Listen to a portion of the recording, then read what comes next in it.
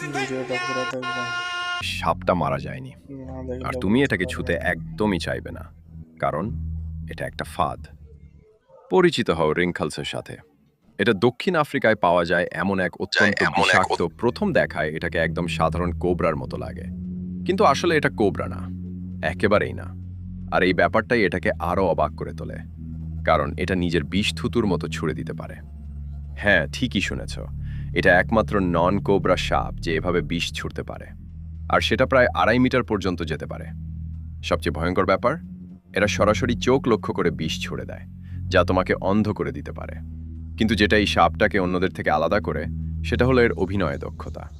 যখন এরা হুমকির মুখে পড়ে, তখন সত্যি সত্যি অপসমের মতো মরে যাওয়ার অভিনয় করে, যেটা তুমি শুরুতে ক্লিপে দেখেছ। একেবারে ফুল অ্যাক্টিং। ওরা উল্টে যায়, জিভ বের করে, এমনকি শরীর থেকে তরলও বের করে দেয়। আর যদি